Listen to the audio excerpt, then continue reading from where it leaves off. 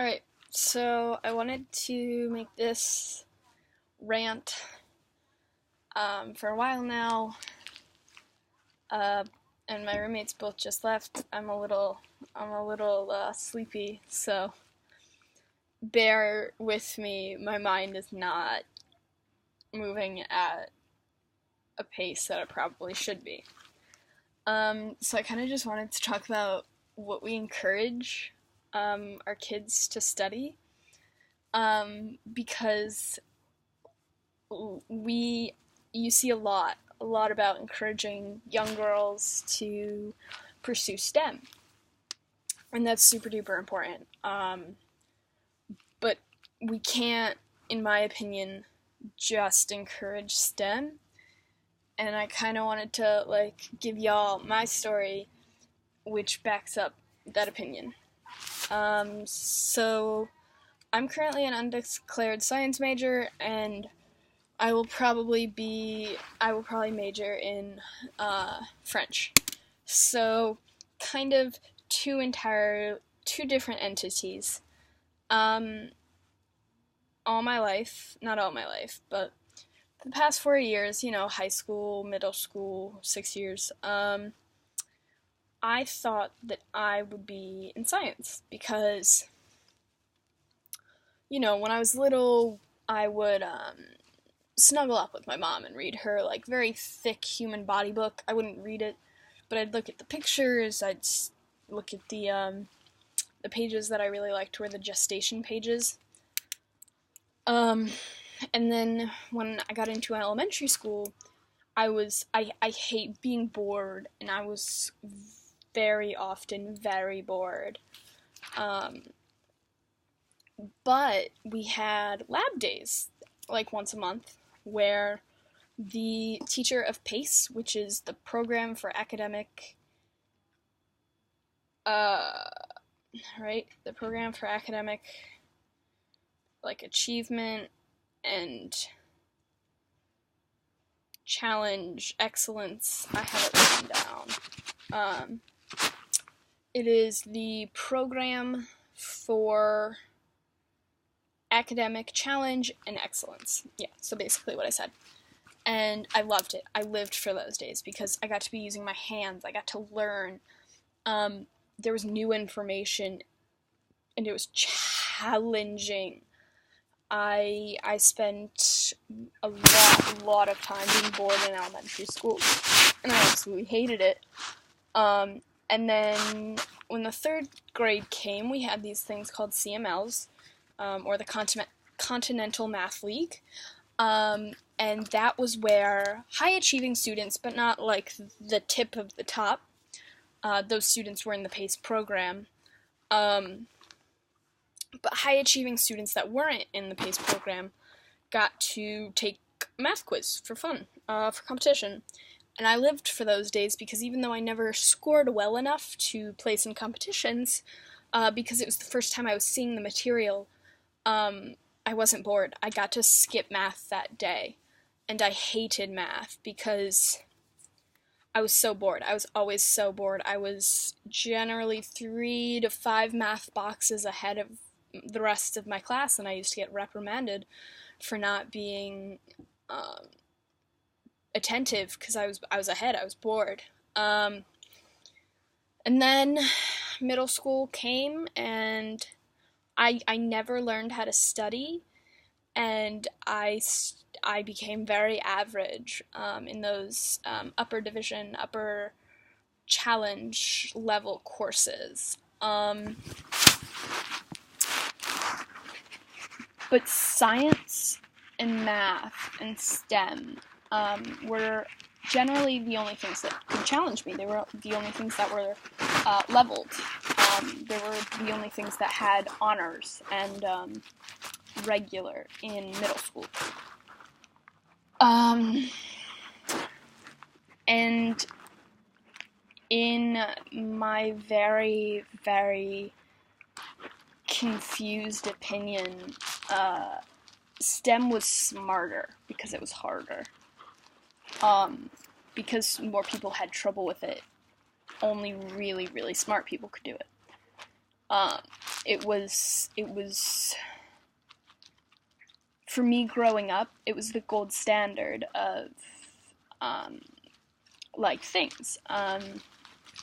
You could be smart and be in English or history or language, but if you wanted to be like a genius, you were in STEM.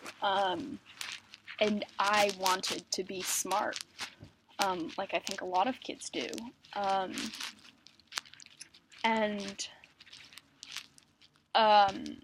So my ideas were always that I was going to be in science because it was challenging. That all kind of changed for me last year.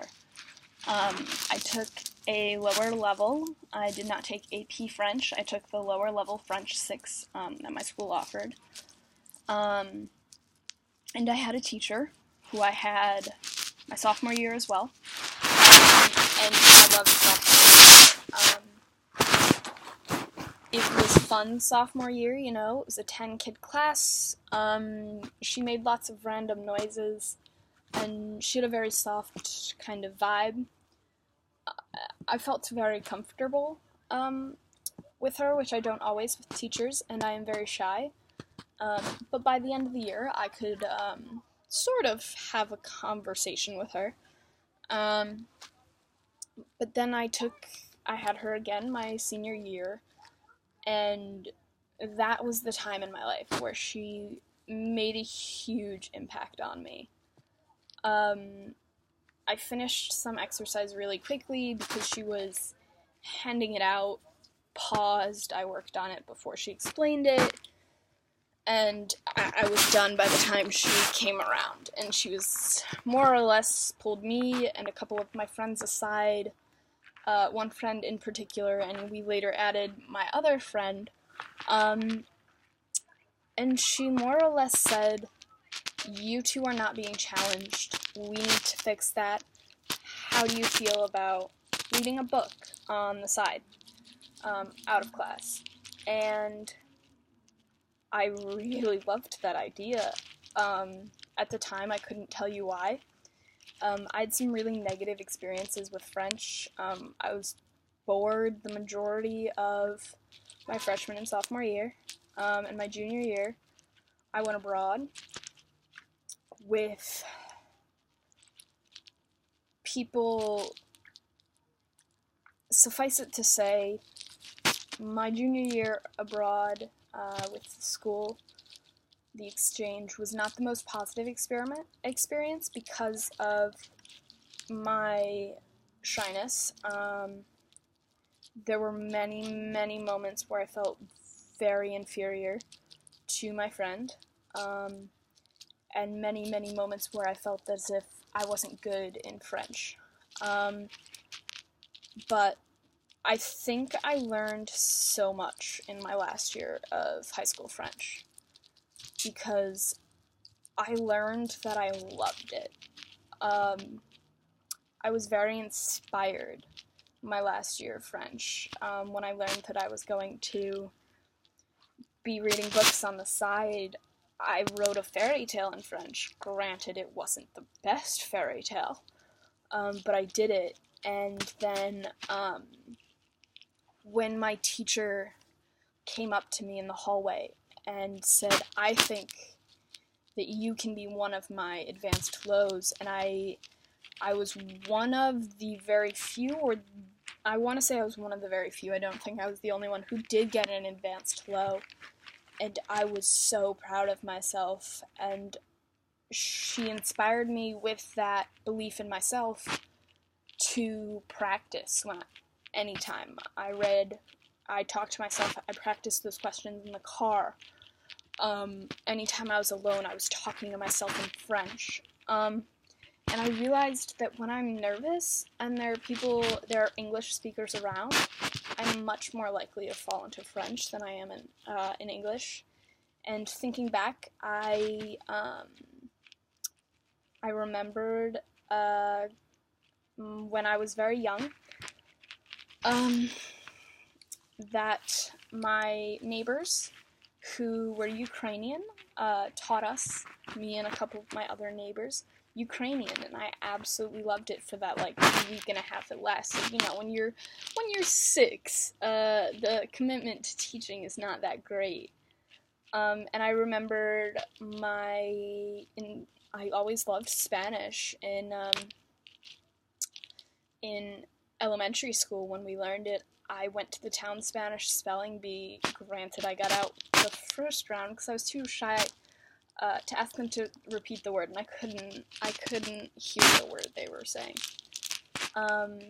And her just kind of going that extra mile and taking that, like, doing that extra little bit made all the difference in my life. We read The Petit Prince last year, and I want the rose from the Petit Prince on my wrist.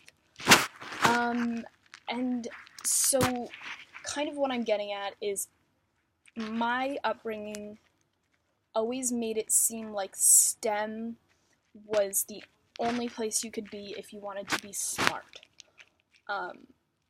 Like, when someone says brilliant, the word that follows is never teacher, historian, linguist, you know, occasionally you'll get writer, but when someone says brilliant, the most likely thing that came to my head, and comes to a lot of people's heads, is a scientist, or a mathematician. So while I think it's super important that we still encourage those things, obviously, but I think we have to revisit how we are presenting everything. We have to remember that things like art and language and history and English and things that are kind of brushed to the side aren't easier, really. I mean, it's more common to have a brain that works with that stuff, I guess. But we can't degrade them by propping science, technology, engineering, and mathematics up. Even now, looking at my future courses, when I have schedules that look like it's going to be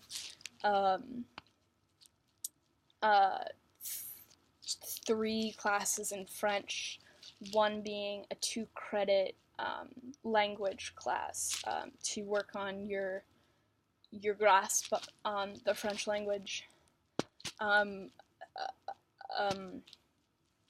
a theology general education, and 3rd semester German, it seems like it's lacking something. It feels as if people won't think it's that, like, I won't be taking hard classes. And that's something I'm still very much working on, but I think as a society we need to remember that as much as STEM is super duper important, and we need to be encouraging girls and boys, but really also, you know, the fact of the matter, there's a discrepancy there. But we can't, in encouraging STEM, we cannot discourage or discount the liberal arts. And this is already 14 minutes, so I hope it works on YouTube. So bye!